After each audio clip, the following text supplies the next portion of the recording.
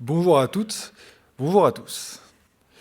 Je m'appelle Quentin Verne, je suis interne de médecine générale en troisième semestre à Bordeaux et chargé de mission innovation sociale pour l'ISNAR IMG.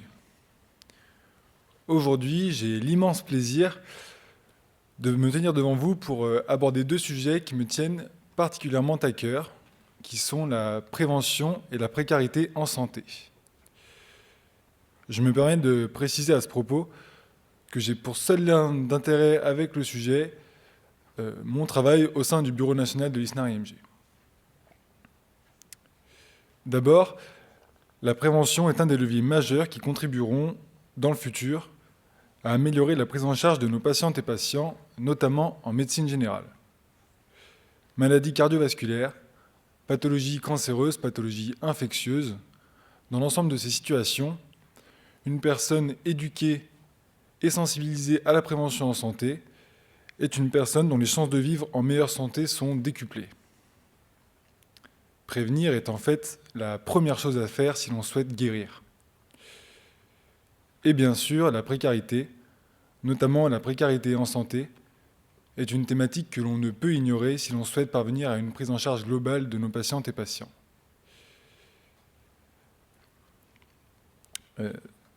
La précarité n'a pas qu'un seul visage, et tout médecin généraliste y sera confronté à un moment ou à un autre de sa vie professionnelle. C'est pourquoi nous parlerons aujourd'hui des publics précaires, de leur prise en charge et de ses difficultés, et notamment, vous l'aurez compris, dans une démarche de prévention en santé. Pour cela, j'ai la chance de compter avec moi plusieurs intervenantes, mais surtout une intervenante pour le moment, de grande qualité, Madame Marin, qui est chargée de mission santé-précarité au sein de la Croix-Rouge française.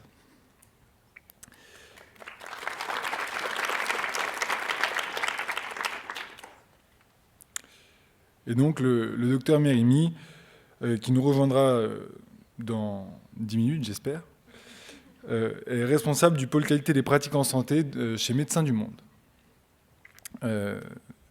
Malheureusement, le docteur Johannes, qui est médecin généraliste et praticien hospitalier à la permanence d'accès aux soins de santé de Bordeaux, donc au CHU, n'a pas pu se rendre disponible pour assister à la présentation du fait de problématiques de transport. Mais ces principaux messages vous seront quand même transmis, je vous rassure. Donc on va pouvoir rentrer dans le vif du sujet. Donc dans vos dispositifs, dans tes dispositifs du coup, tu es amené à rencontrer différentes personnes en situation de précarité. Est-ce que tu peux nous expliquer dans un premier temps quels sont concrètement les publics ? Ça fonctionne.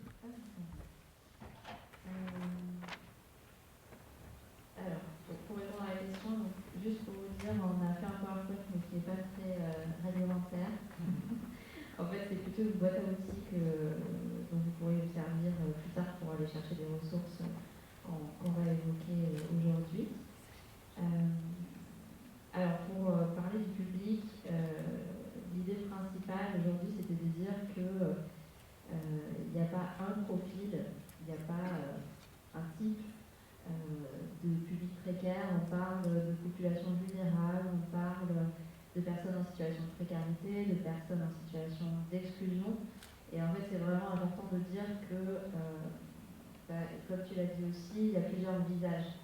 Et souvent, tout ça, c'est très invisible. On parle de visage, mais ce n'est pas forcément écrit sur le front des gens qui vivent dans une certaine précarité. On vous a mis des ressources pour mieux comprendre aussi le phénomène de précarité et de vulnérabilité. Mais aujourd'hui, dans nos dispositifs, donc, on peut avoir depuis plusieurs années ce qu'on peut appeler la figure emblématique du grand précaire, la personne sans abri, en errance depuis des années, qui va, elle, pour le coup, accumuler des stigmates, des choses très visibles et observables.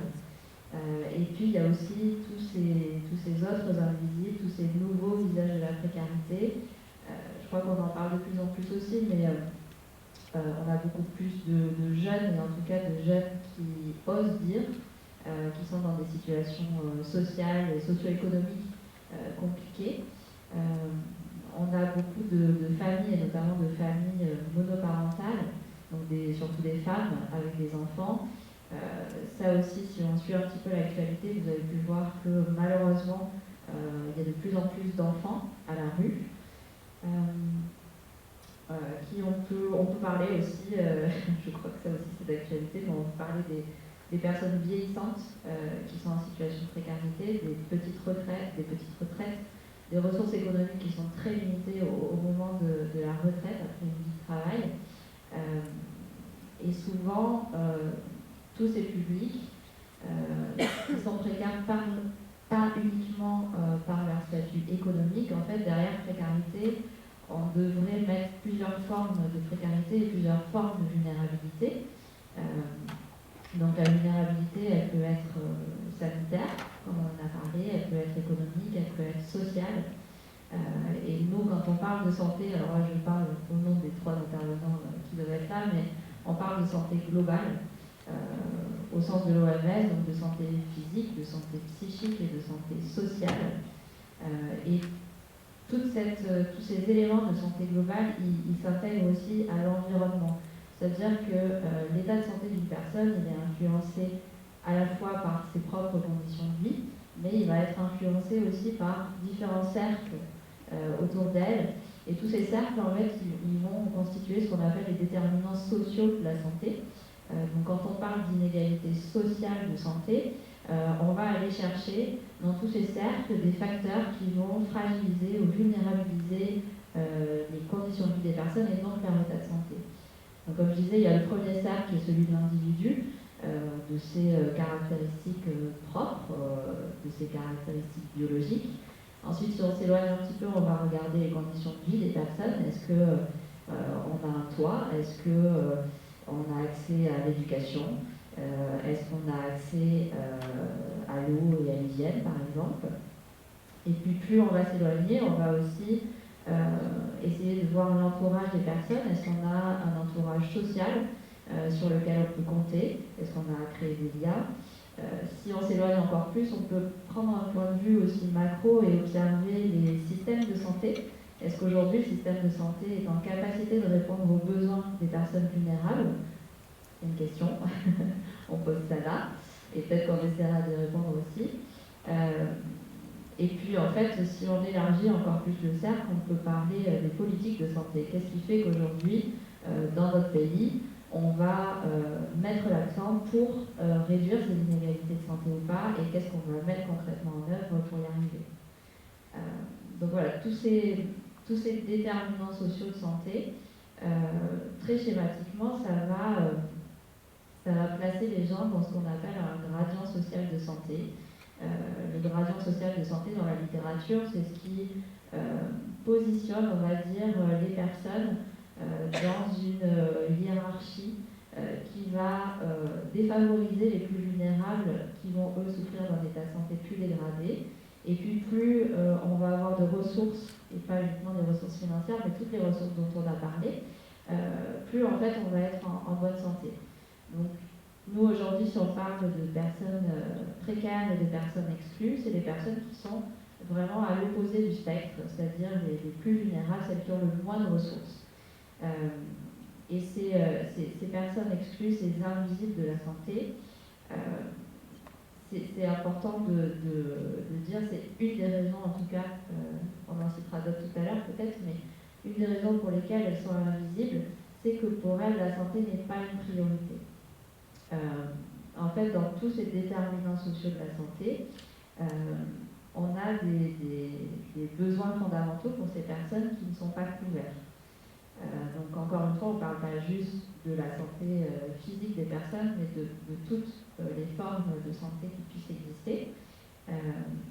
Et donc dans ces besoins fondamentaux, on peut citer l'accès à l'eau et à l'hygiène par exemple, on peut citer le lien social, tout ce qu'on a pu voir.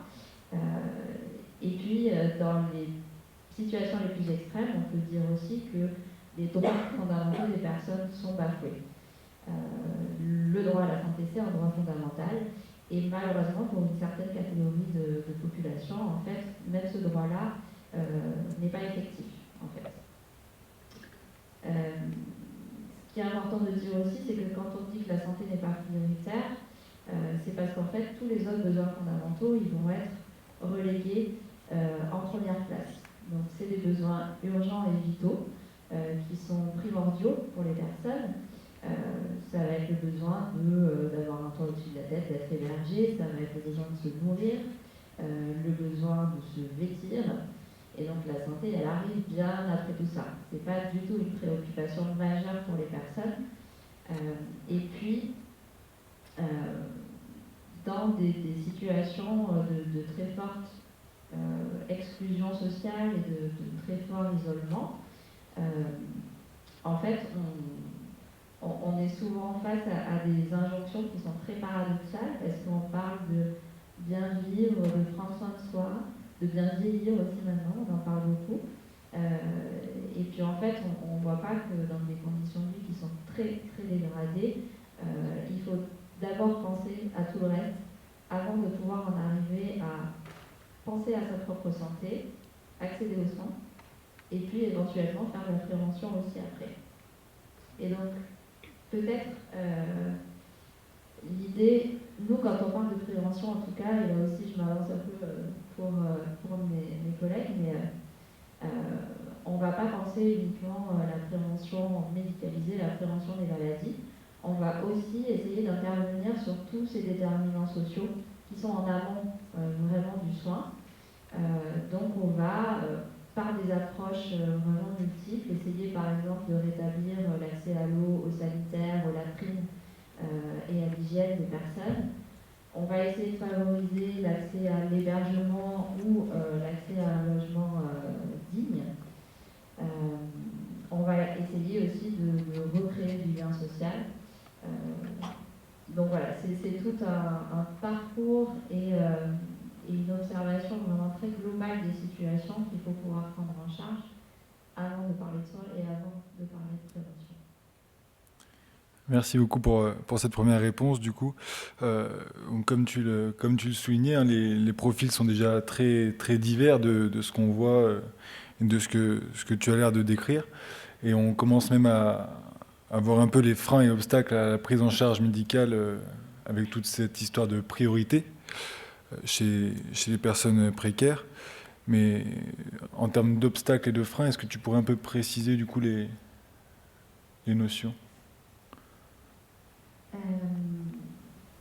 Ouais, alors j'ai essayé, pour pas faire une liste un peu à la Prévert de toutes les difficultés qu'on peut rencontrer, j'ai essayé de replacer ça parce qu'on parle beaucoup par exemple des parcours de soins. Et alors avec des publics précaires, des publics exclus, le parcours de soins c'est un idéal et quelque chose qui est très très fantasmé, aussi parfois. Et donc ce parcours de soins, en fait, il va être à l'image des trajectoires de vie des personnes, c'est-à-dire qu'il va être très erratique, il va être très fragmenté. Et en fait, dans cette logique de temporalité du parcours de soins, on va essayer de refaire le fil en fait de l'apparition d'un besoin ou l'expression d'un besoin, et puis pour arriver jusqu'à l'amélioration de la santé. Toutes les étapes qu'il faut franchir qui sont en fait autant d'obstacles pour être en bonne santé.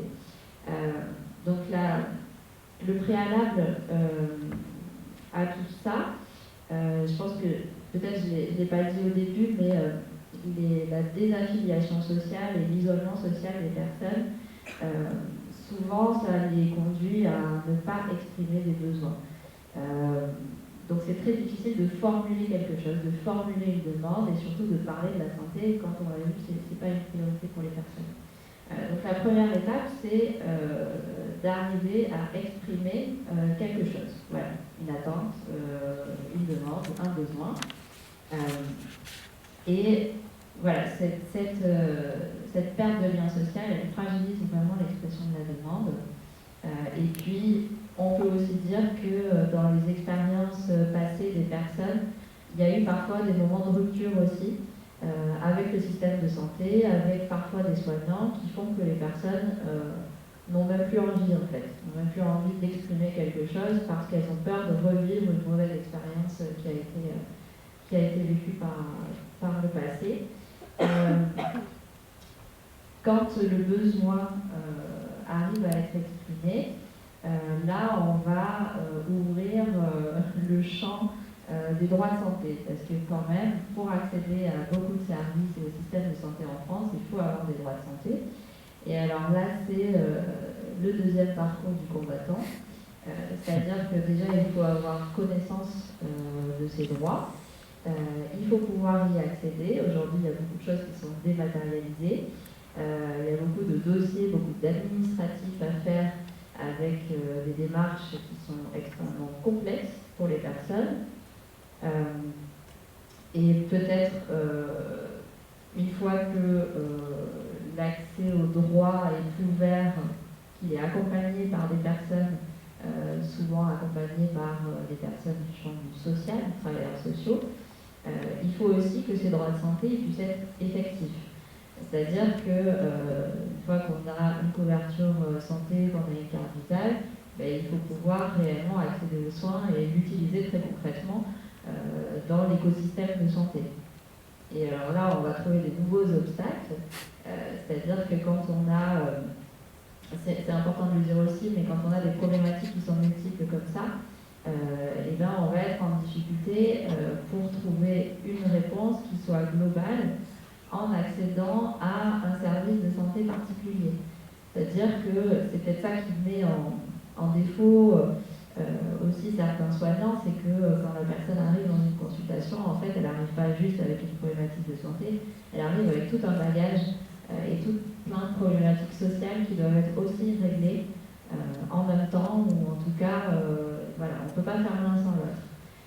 Et puis aujourd'hui, dans un système de santé qui est fragilisé, qui est à flux tendu, on n'a pas toujours le temps, en fait, de prendre le temps, justement, de rencontrer ces personnes, de créer du lien social avec elles, d'aller sur le terrain des droits, sur le champ du social, et puis aussi de prendre en soin et d'aller dans le champ du sanitaire. Donc, on va dire que quand tout ça est un petit peu réglé, on accède concrètement aux soins. Et là, il va se poser aussi pas mal de difficultés, c'est-à-dire que aujourd'hui, on a des personnes qui sont parfois allophones, donc qui parlent pas français ou qui parlent peu français. Donc il y a des problèmes de compréhension aussi entre les personnes accompagnées et les soignants. On a des personnes qui ont un faible niveau de littératie, c'est-à-dire que tout le jargon médical, quand on donne des flyers d'information, des supports pour comprendre, pour faire de l'éducation thérapeutique avec les gens, souvent c'est pas adapté. Quand on donne des traitements, on a beaucoup de pathologies chroniques aussi dans ces populations-là. Et en fait, souvent, on a des formes de traitement qui sont incompatibles avec les conditions de vie des personnes. C'est pour ça qu'il faut, au moment du soin, avoir tout ce spectre, ce 360, en fait, pour savoir si on va donner une réponse adaptée, la plus adaptée possible aux besoins des personnes. Et donc peut-être la langue, j'en ai parlé, mais en fil rouge, c'est quelque chose qui est très complexe parce que du début à la fin de ce parcours, la langue va poser des difficultés de communication et de compréhension. Et puis, il y a un phénomène aussi, et c'est peut-être important d'en parler, c'est ce qu'on appelle l'auto-exclusion. C'est-à-dire que les personnes, quand elles sont confrontées à tous ces obstacles et à toutes ces barrières, il y a forcément un phénomène de lassitude et de renoncement. Pour des personnes qui sont en plus très affectées par des pathologies psychiques, elles vont se retirer petit à petit. Et en fait, autant que la précarité en fait a une influence sur le corps, c'est-à-dire qu'on va un peu presque se désolidariser de son propre corps, et ben on va se désolidariser aussi de la société, des relations interpersonnelles. Et cette auto-exclusion, c'est vraiment un cercle vicieux qui se renforce et qui est renforcé à chaque fois qu'on va retrouver un obstacle en fait, dans son parcours. Donc c'est ce qui fait que, en fait, quand on est exclu, plus on doit passer dans ces parcours-là, plus on a de chances d'être encore plus exclu. Et peut-être, j'ai oublié d'en parler aussi, mais on n'oublie pas qu'il y a encore beaucoup de discriminations. Il y a des discriminations qui sont flagrantes, j'ai envie de dire, visibles, et puis il y a des discriminations qui sont un peu plus invisibles dans le système de santé. Quand on propose des lieux qui ne sont pas adaptés, quand on refuse l'accès à un interprète, par exemple, dans des consultations médicales, quand on refuse de faire des soins à une personne parce qu'elle a l'aide médicale d'État, tout ça c'est qualifié par la loi comme des vraies discriminations. Malheureusement, ça existe encore aujourd'hui. Et là, que ce soit la Croix-Rouge ou Médecins du Monde, par exemple, voire même à la PAS, en fait, on reçoit assez fréquemment des gens qui ont des droits ouverts, qui auraient pu aller en consultation ailleurs, mais qui ont été refusés. Voilà, de manière assez visible ou invisible. Donc c'est quand même quelque chose qu'il faut toujours avoir en tête. Et puis en fil rouge aussi, il y a la question du reste à vivre et de la prise en charge économique. Aujourd'hui, avec des problèmes aussi d'accès aux soins, de diversité d'offres médicales, on n'a pas toujours accès à un médecin traitant, on n'a pas toujours accès à des consultations sans reste à charge. Parfois même, on ne peut pas se permettre de payer 1 euro à la pharmacie, 1 euro supplémentaire. Donc c'est pour ça que dans nos dispositifs aussi, on a des pharmacies internes, donc on fait du soin et on délivre aussi des médicaments pour les personnes qui sont en attente de droit ou dans des trop grandes difficultés économiques. Et la conséquence bien sûr de tout ça, c'est que ces populations, elles arrivent tardivement vers le soin, voire elles renoncent complètement à se soigner. Et donc, quand on renonce aux soins, en général, on renonce aussi à la prévention parce qu'on n'en est pas là, en fait. Oui, c'est sûr qu'au regard des difficultés rencontrées, parler de prise en charge préventive d'emblée comme ça semble un peu utopique, on va dire. Mais bon, après, là, tu commençais déjà à un peu parler des outils, notamment des pharmacies internes pour la délivrance des médicaments, ce genre de choses. Il y a aujourd'hui beaucoup de choses qui existent pour pouvoir passer outre les obstacles que tu as mentionnés et pour essayer de casser ce cercle vicieux, comme tu parlais, pour l'auto-exclusion. Je pense que c'est important de le souligner aussi, qu'il y a des choses qui sont faites et de les présenter dans les suites.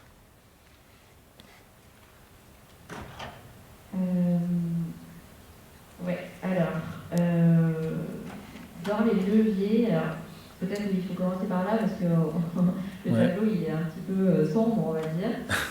Il y a beaucoup de difficultés. Mais en fait, ce qu'on dit souvent dans les inégalités sociales de santé, c'est que, comme on l'a vu, elles sont construites socialement. Et en fait, quand c'est construit socialement, on peut aussi déconstruire. Donc nous, notre but, c'est de déconstruire.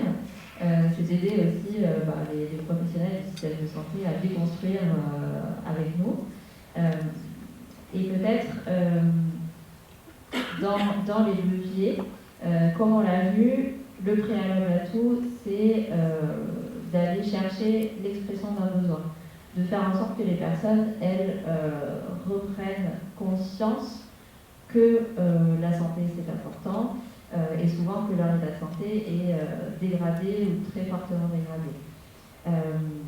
Donc pour ça, ça nous paraissait important aussi de revenir sur la notion d'aller vers, qui est parfois un petit peu galvaudée. L'aller vers, c'est pas uniquement sortir de ses murs et aller à la rencontre des personnes. L'aller vers, au sens vraiment global et social du terme, c'est d'aller rencontrer les personnes donc, là où elles sont, certes, mais aussi là où elles en sont dans leur vie. Et en fait, pour ça, on va aller à la rencontre de personnes qui sont dans des situations de non-demande, donc qui n'ont rien exprimé. Donc nous, on arrive, et puis avec plein de propositions, mais l'idée, c'est vraiment, dans ces espaces-là, d'aller vers, de promouvoir la santé et de favoriser l'expression d'un besoin. Donc, encore une fois, la priorité dans l'aller vers, c'est vraiment de pouvoir repérer des personnes en situation de fragilité, de vulnérabilité, d'identifier des vulnérabilités, et surtout et avant tout de créer du lien avec elles, de favoriser la rencontre et tout ce qu'il y a derrière la rencontre, c'est-à-dire de créer aussi un lien de confiance avec les personnes pour devenir ce fameux tiers de confiance, la personne à qui on va pouvoir avoir l'opportunité d'exprimer un besoin particulier. Ces équipes d'aller vers, elles ont aussi pour rôle d'informer les personnes sur leurs droits, d'informer les personnes sur le système de santé, et tout ça pour lutter contre le non-recours. Et enfin, un autre rôle des équipes d'aller vers, c'est vraiment de pouvoir orienter vers des réponses adaptées toutes les personnes qui ont été rencontrées et qui donc ont pu formuler un besoin. Bonjour, du coup je vous présente le docteur Mérémy, responsable du pôle qualité des pratiques en santé chez Médecins du Monde. Bonjour. Désolée pour la phrase. La SNCF s'excuse. Le plus important, c'est que tu arrives à un moment. On avait commencé à parler du coup des difficultés en fait de prise en charge des patients précaires du fait de tout un tas d'obstacles qui vont de l'expression vraiment de la problématique jusqu'à après derrière l'accès aux droits, aux soins et puis la barrière de la langue, donc tout un tas d'éventails d'obstacles.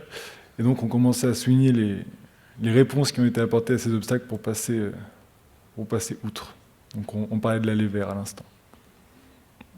J'ai accéléré comme ça, tu auras plus de temps de parole. Donc ouais, là on a parlé de réponses adaptées et l'aller vers c'est une réponse adaptée. Donc on retient l'aller vers, mais pas uniquement sortir de ces murs, mais vraiment aller à la rencontre des personnes et favoriser l'expression du besoin. Le deuxième levier, quand on dit réponse adaptée, il faut aussi penser équipe adaptée.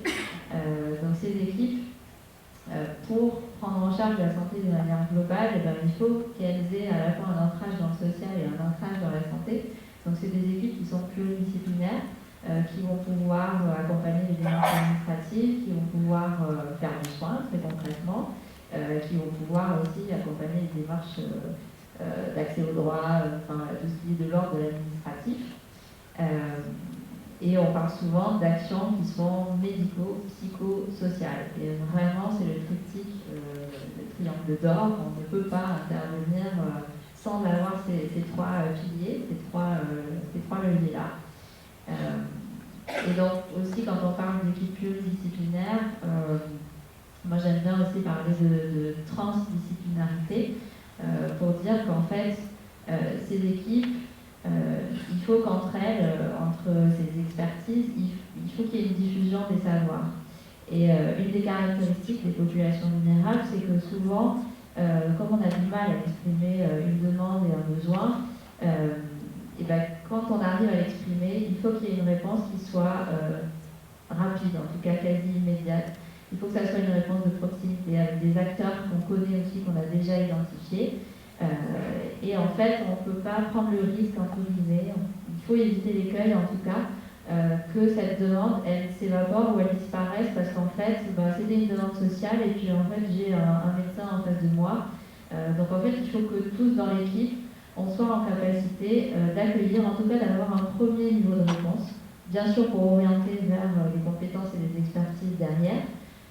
Ça n'enlève en rien du coup les expertises de chaque membre de l'équipe. Mais voilà, cette transdisciplinarité, il faut vraiment que ça soit une dynamique qui vive au sein des équipes et c'est hyper important pour ne pas différer un peu trop la demande et la réponse qui va venir derrière. Et peut-être, donc dans cette boîte à outils qu'on vous a fabriquée, il y a des outils très concrets pour aider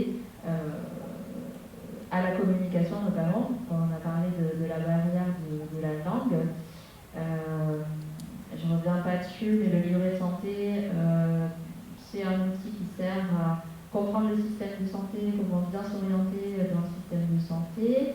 À la Croix-Rouge, on a créé des outils aussi, notamment un outil pour les consultations médicales, donc un outil multilingue pour favoriser la communication entre les patients et les soignants, avec des pictos, avec des échelles, des choses très visuelles, on va dire, pour justement essayer de lutter un peu contre un faible niveau de littératie, pour mieux se comprendre.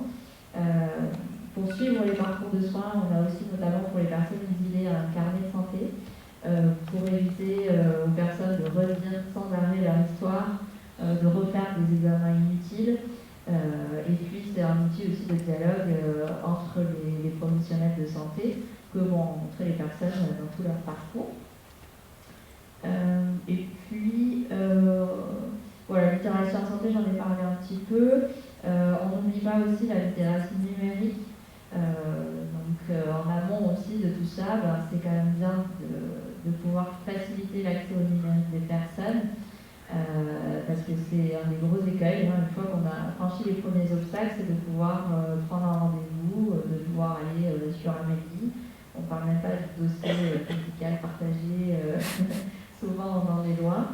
Mais voilà, l'inclusion numérique, ça prend de plus en plus de place aussi dans nos actions. Et je crois, alors après, si je suis prête, il y avait la question de la médiation et de l'interprétariat.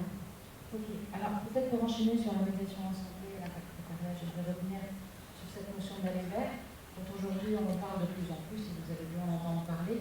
On en parle d'autant plus qu'il est financé depuis le Ségur de la santé il y a quelques années. Et donc c'est aller vers très précieux. Parce qu'il permet aux professionnels du médico-psychosocial d'aller vers les populations et donc d'observer leurs conditions de vie, de comprendre quels sont les obstacles à la santé, parce qu'ils vont les voir directement, mais qui mettent aussi ces professionnels en difficulté par rapport à un confort d'exercice intramuros, et sur lesquels il faut aussi être conscient qu'on peut perdre des éléments, notamment des éléments de qualité. Quand vous allez faire des consultations en bidonville dans des cases, que ce soit à Mayotte ou que ce soit à Nantes, comment vous assurez la confidentialité, comment vous pouvez faire un examen clinique. Quand les personnes elles sont allophones, comment vous faites par rapport à l'interprétariat, est-ce que vous faites traduire par rapport à une personne de la communauté qui est en capacité de traduire? Non, il faut faire appel à un interprète professionnel. Donc l'ALEVER est véritablement un outil extrêmement performant pour comprendre de visu les obstacles d'accès à la santé et les conditions de vie des personnes. Et vous en avez parlé probablement au début, ce sont des personnes qui cumulent des conditions de vie extrêmement défavorables. Généralement, elles en cumulent plusieurs. Donc, ce qu'on a appris dans nos organisations respectives, par exemple, par rapport à l'ALEVER, c'est effectivement qu'on ne peut pas y aller seul, et que généralement, ce sont des équipes multidisciplinaires. Donc, on apprend à travailler ensemble. Parfois, on apprend à travailler ensemble en même temps. On est en train de tester des formats Médecins du Monde aujourd'hui où c'est une consultation individuelle, mais vous avez plusieurs professionnels.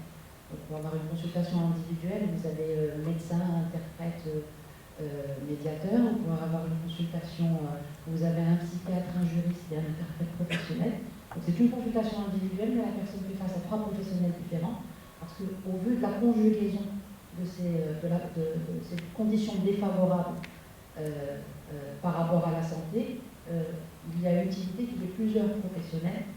Et le fait d'avoir ces consultations en même temps, ça évite aussi de rallonger un parcours en poste. Vous voyez d'abord une première personne, puis une autre personne au niveau du poste. Bref, donc tout cet aller vers permet vraiment de voir ce que je vous disais, les obstacles d'accès à la santé, permet de nouveaux formats, et il y a un apprentissage à avoir sur les nouvelles modalités de travail d'équipe. Et elle a permis aussi l'émergence de nouveaux métiers, donc notamment de ce métier de médiateur ou médiatrice en santé. Pour information, certains d'entre vous doivent probablement déjà le savoir, l'interprétariat professionnel et la médiation en santé ont été inscrits dans la loi de modernisation du système de santé de 2016. Auparavant, ils ont fait l'objet de recommandations de bonnes pratiques de la Haute Autorité de Santé en 2015-2016, il y avait les groupes de travail. Ce sont 2 professionnels différents. Donc les interprètes professionnels ont pour principale compétence la compétence linguistique et culturelle, et donc il se positionne vraiment dans cet aspect de traduction par rapport à la langue. Les médiateurs en santé, par contre, ils font vraiment une fonction d'interface entre le système de santé et les personnes, groupes de personnes ou populations éloignées du système de santé. Donc ils portent au niveau du système une traduction d'un système de santé qui est généralement assez illisible dans ces dispositifs en France, et qui permettent aux personnes de bien repérer les différents dispositifs existants au niveau du système, et ils ont aussi un rôle de promotion de la santé et de prévention, à savoir qu'ils sont en capacité de repérer les besoins en santé des personnes et de pouvoir faire de l'éducation à la santé et à la prévention par rapport à des thématiques en rapport avec leurs besoins de santé. Les missions des médiateurs, normalement, sont bornées dans le temps, à savoir, vu qu'il y a un objectif d'autonomisation des personnes, à un moment, leurs missions sont censées s'arrêter, parce que les personnes doivent avoir développé la capacité de pouvoir se mouvoir dans le système de santé, mais par ailleurs, il y a aussi un effort qui est demandé par rapport aux acteurs professionnels du système de santé, à savoir celui de comprendre les conditions de vie des personnes. Et en ce sens, les médiateurs et médiatrices en santé ont un véritable rôle d'alerte par rapport au dysfonctionnement, par rapport aux obstacles d'accès au système de santé. Donc voilà, ça c'est de nouvelles équipes qui se profilent en nature, des équipes, et de nouveaux métiers également qui émergent, comme celui de la médiation. Super, merci beaucoup. Bon, bah, voilà, de ce que vous racontez toutes les deux, il y a beaucoup de choses, beaucoup d'initiatives, beaucoup de pistes qui sont assez inspirantes. On pourrait imaginer que finalement, il y a quand même une prise en charge satisfaisante qui est possible. Et si on suit un peu la suite des choses, c'est qu'il faudrait quand même que cette prise en charge intègre une part préventive pour qu'elle soit réellement pleinement satisfaisante. Et du coup, est-ce que vous pouvez un peu nous raconter comment se passe la prévention chez les personnes en situation de précarité, chez ce public particulier?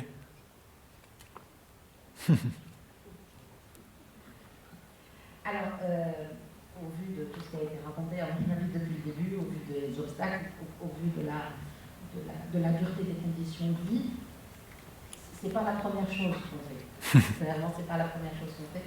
La première chose, c'est de ramener la santé à sa juste valeur par rapport à des personnes dont les conditions de vie ne leur permettent pas de penser la santé comme étant prioritaire. Donc et ça, c'est tout ce process d'accueil, d'établissement de liens de confiance, de donner accès aux besoins fondamentaux. Donc la plupart du temps, nos actions, je pense autant à la CRF qu'au niveau de Médecins du Monde qu'au niveau des PASS d'ailleurs, c'est d'abord de référencer pour répondre aux besoins fondamentaux, pour répondre à l'hébergement, pour répondre aux besoins alimentaires, etc. Après ça, c'est de pouvoir répondre à des demandes de soins quand elles existent, sachant que les personnes en général, je parle particulièrement des populations exilées, quand elles arrivent sur le territoire, généralement, je ne sais pas si vous avez déjà parlé ou entendu parler du migrant health effect, vous n'avez peut-être pas encore abordé.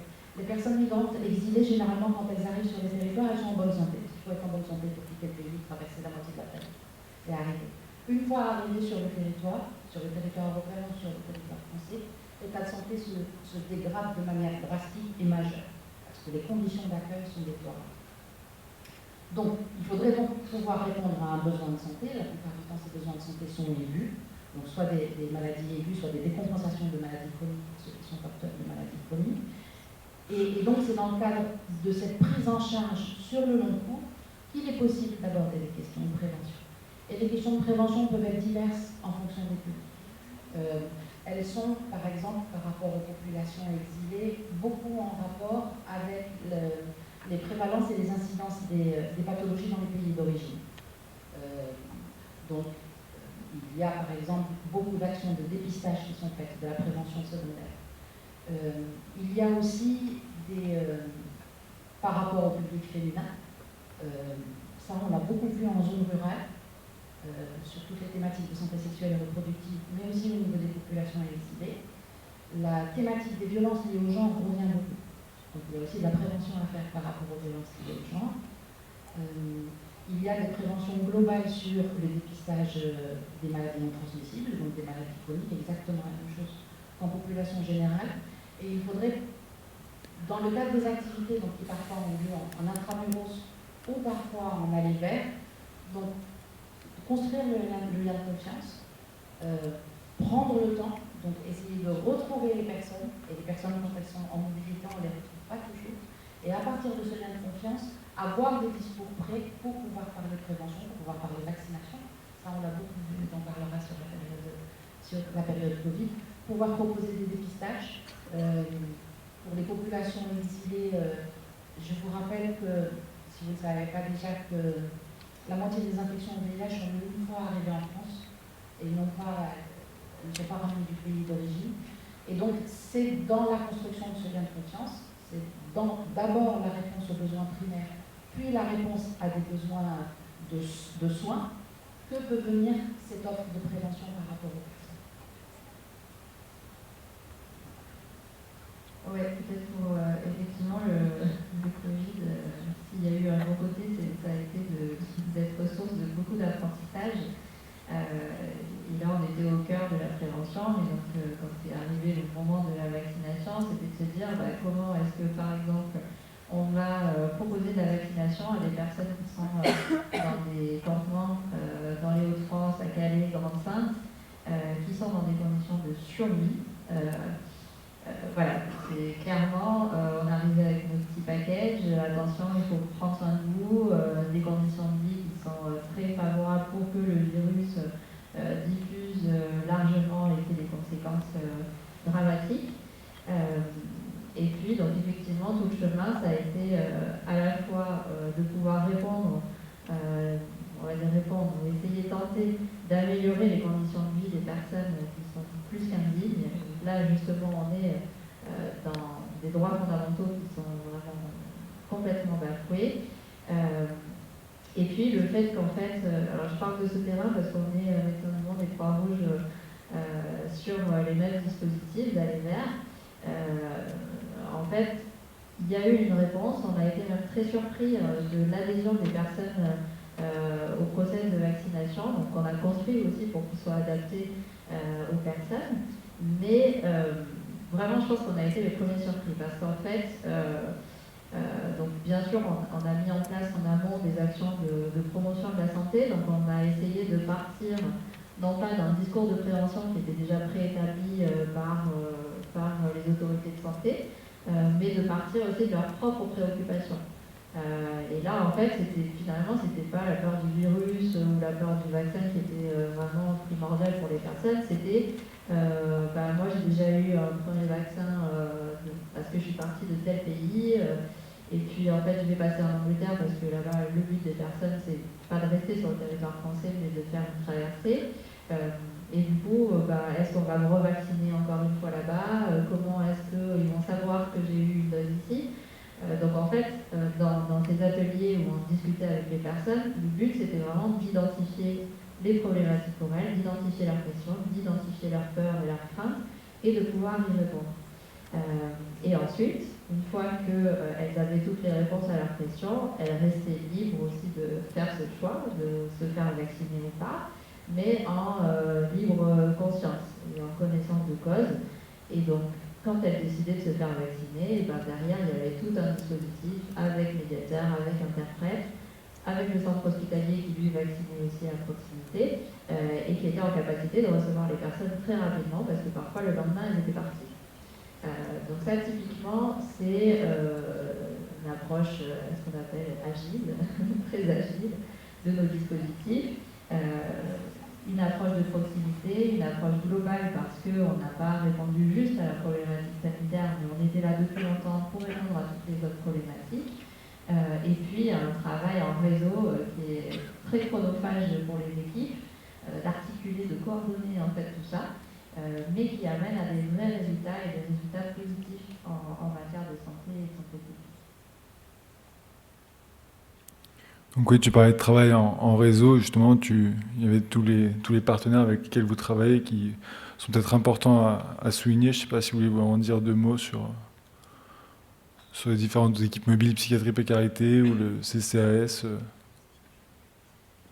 Oui, alors du coup, il y a pas mal de dispositifs, effectivement, de premier coup et qui s'occupent dont certaines, je veux dire, participent à la prévention. Donc là, sur la diapo, vous voyez des dispositifs qui sont assez différents. Donc les CCAS, les centres communaux d'action sociale, où généralement vous avez des travailleurs sociaux dont la mission est de répondre justement et d'orienter les personnes par rapport aux besoins fondamentaux liés à l'hébergement, liés à l'alimentation, liés à l'ouverture des droits, à la santé. Vous avez les permanences d'accès aux soins de santé. Les permanences d'accès aux soins de santé ont été un élément important en ce qui concerne l'accès à la santé des personnes en situation de précarité. Elles ont été créées en 1998 après un plaidoyer assez fort des acteurs de solidarité. La plupart des permanences d'accès aux soins de santé ont été logées dans les hôpitaux, à l'intérieur des hôpitaux. Mais il faut savoir que ce sont des plateformes ambulatoires de soins de santé primaire où la plupart du temps il y a des équipes médicales, médico-psychosociales en fonction des moyens qui leur ont été alloués. Et ils étaient censés constituer dès le départ un dispositif intermédiaire pour permettre aux personnes d'avoir leur médecin traitant, pour le dire simplement. Donc d'être complètement intégrés au système de soins et d'avoir leur médecin traitant. Ces passes ont été créées en 1998, nous sommes en 2023, elles-mêmes sont beaucoup en grande difficulté pour assurer la continuité des soins des personnes et pour les orienter vers les acteurs du droit commun, notamment à cause des enjeux de désertification médicale. Il y a aussi d'autres dispositifs de premier recours. Il y a donc les CGIP que vous connaissez et qui font toutes les actions de prévention et de dépistage par rapport aux infections sexuellement transmissibles. Vous avez les centres de lutte antituberculose, les CLAT, qui, au-delà de la prévention et du dépistage de la tuberculose, sont responsables depuis 2020 ou s'engagent sur la mise en place de la consultation des livres en primo-arrivants pour faire une consultation globale de prévention, donc pas uniquement de tuberculose.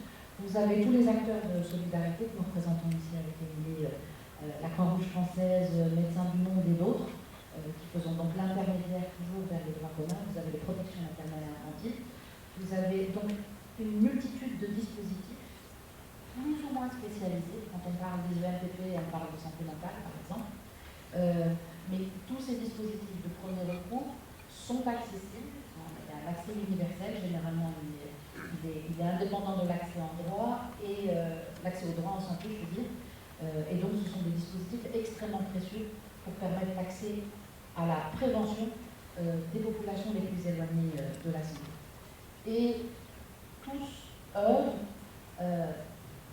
à mettre en place de la prévention de manière adaptée, et donc adaptée aux conditions de vie des personnes, adaptée à leur langue, adaptée en aller-vers, c'est ce qu'on disait, par rapport à leurs conditions d'hébergement.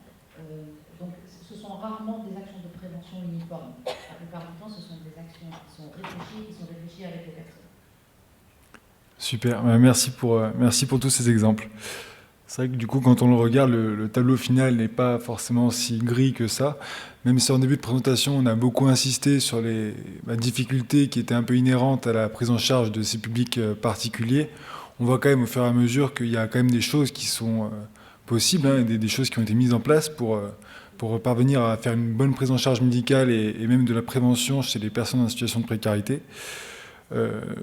Donc on peut même maintenant se pencher sur demain un peu et voir comment se dessine l'évolution de la prise en charge médicale, médico-sociale, même chez les personnes précaires. Peut-être, ouais, ça, je pense qu'on l'a abordé aussi. Dans les listes d'évolution, moi je sais pas, je suis pas très vieille, mais ça fait quelques années quand même que le maître mot, c'est toujours de dire qu'il faut travailler ensemble. Quand on a parlé d'équipe pluridisciplinaire, donc certes, il faut que ça existe en soi, une équipe pluridisciplinaire, mais elle s'inscrit aussi dans tout un écosystème. Donc il faut que tous ces acteurs qu'on a cités, ils puissent se coordonner, ils puissent travailler ensemble. Et ce travailler ensemble, ça implique quand même qu'on ait des outils pour le faire, quand on travaille en réseau, que ces réseaux qui soient structurés. Ça implique aussi, comme on l'a vu, de décloisonner tout le monde du social et de la santé qui avait peut-être tendance à travailler un peu en silo et en parallèle. Et puis, ce qui est important aussi, et peut-être quand on est dans un parcours d'études et d'apprentissage encore, c'est de se dire que c'est pas inné de connaître ces personnes précaires et exclues. Il faut au moins les rencontrer une fois dans sa vie. Il faut comprendre leurs besoins.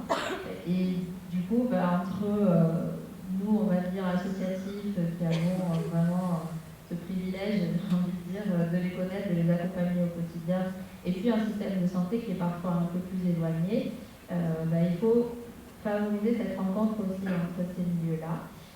Donc nous, dans les équipes, quand elles sont mixtes, on va dire ça comme ça, on accueille régulièrement, par exemple, des médecins de la passe. On peut accueillir l'assurance maladie aussi pour favoriser l'accès aux droits dans des sorties ou dans des établissements, dans des lieux de soins.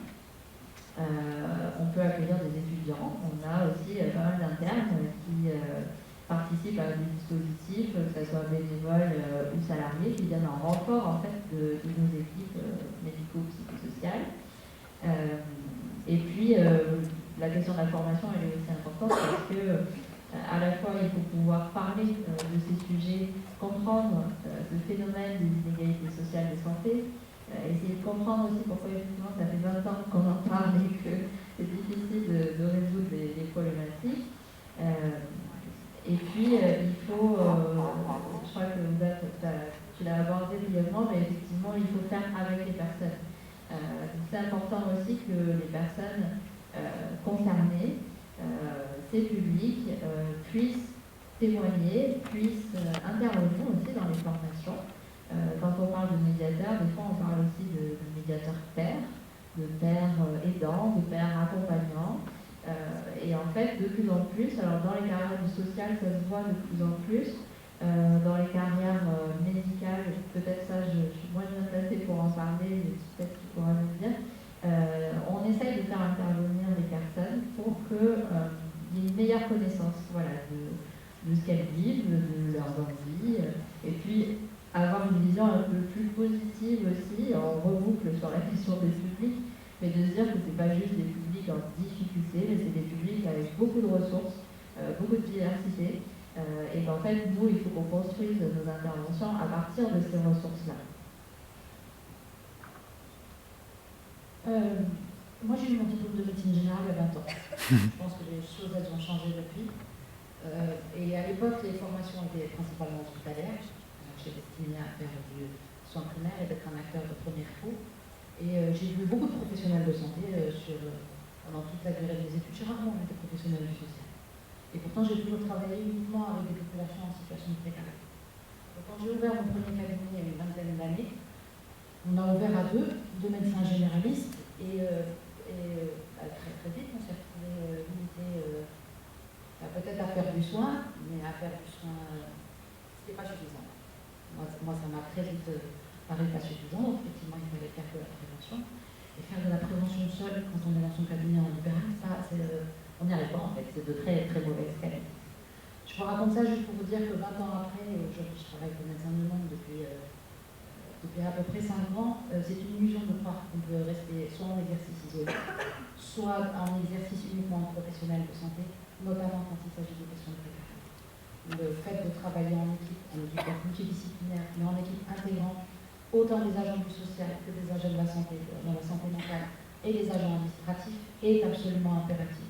Et je ne sais pas aujourd'hui dans les parcours, vous êtes tous internes en médecine générale, je ne sais pas aujourd'hui dans vos parcours jusqu'à quel point vous avez pu vous confronter ou travailler avec ces professionnels. Et clairement, ça ouvre des perspectives, ça permet de mieux entendre les conditions de vie des personnes, ça permet de changer complètement les postures au niveau de l'anamnèse. Vous ne prescrivez plus un comprimé à prendre 3 fois par jour. Vous commencez à demander aux personnes si elles mangent 3 fois par jour pour prendre un comprimé après le repas. Et donc ça a l'air de rien, mais c'est qu'elle importe.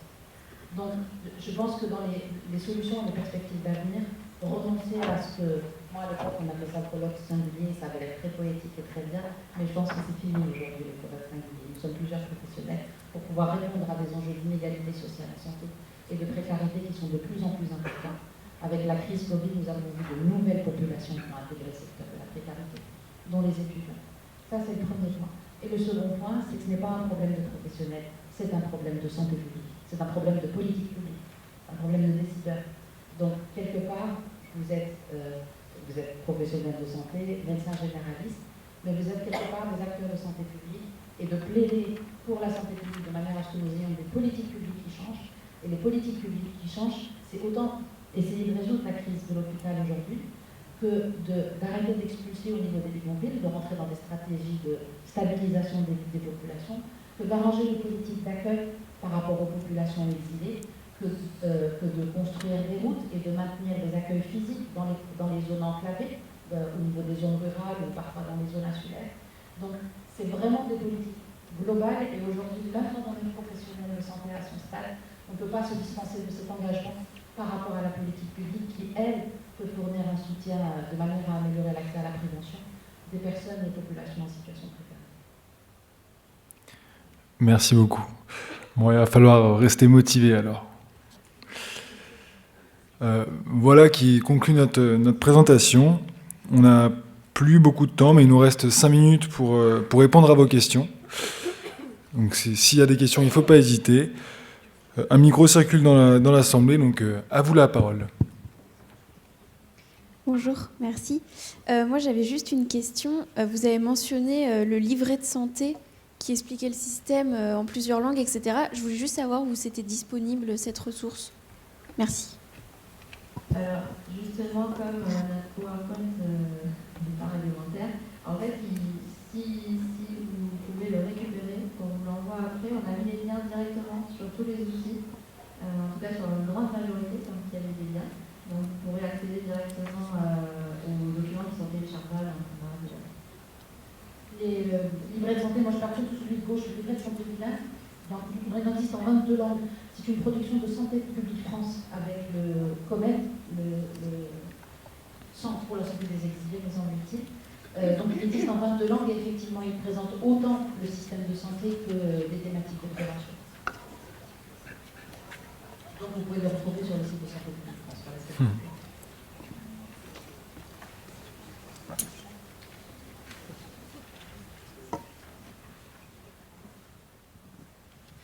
Bonjour, moi je travaille actuellement aux urgences et je voulais demander, parce que j'ai l'impression qu'en travaillant là-bas ça se majeure de plus en plus, et pour parler des personnes âgées qui sont un peu du coup, deviennent de plus en plus des populations un peu précaires avec des difficultés de maintien à domicile, pardon.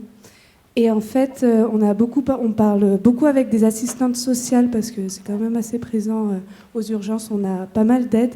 Et en fait, il y a un gros souci qui se développe, c'est que même si on peut mettre des aides en place avec des passages infirmiers ou des aides-soignants pour aider ces personnes qui sont seules au domicile, il n'y a plus de ressources en fait en ville où ces personnes âgées n'ont même plus de personnes disponibles pour venir au domicile.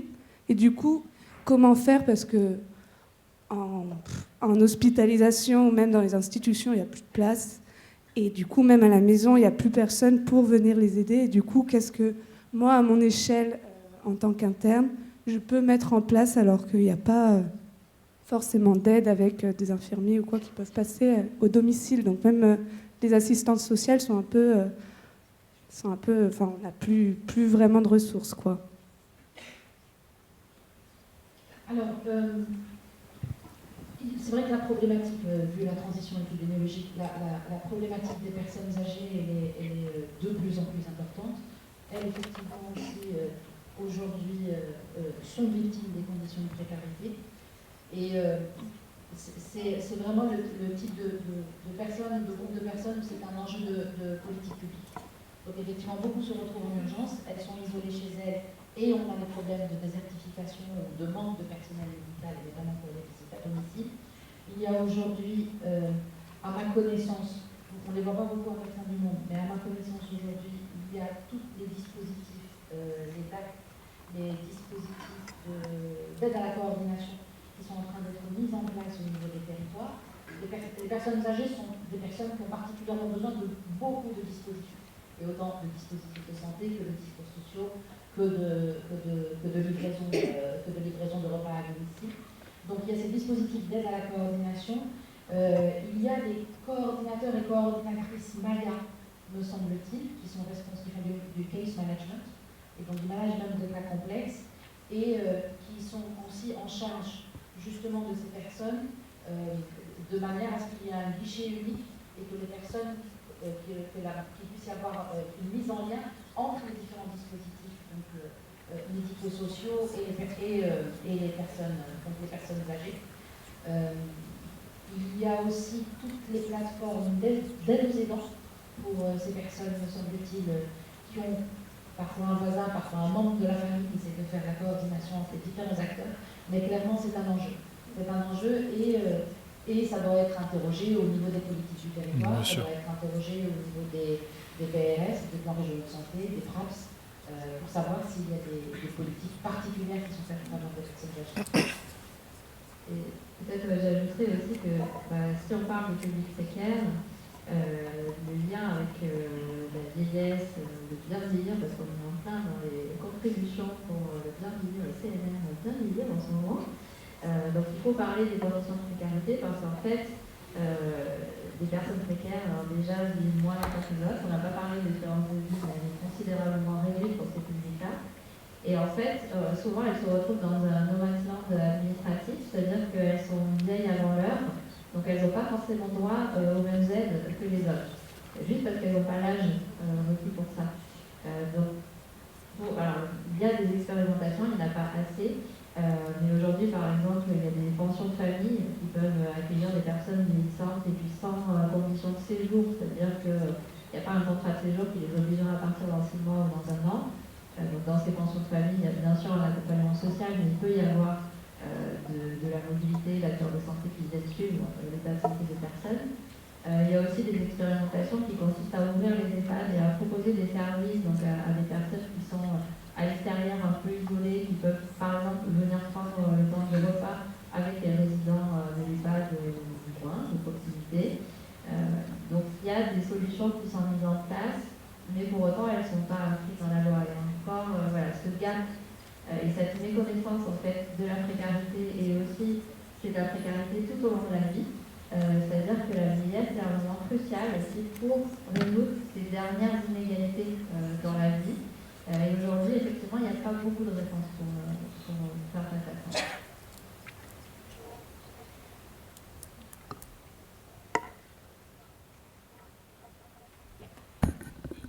Il nous reste du temps pour une question peut-être. Sinon, si plus personne n'a de questions, je vous remercie pour cette intervention. Merci de votre attention. Si certaines ou certains veulent poursuivre la discussion, n'hésitez pas à descendre nous voir. Et puis, je vous souhaite bon appétit avec les lunchbox bien mérités après cette première matinée de congrès.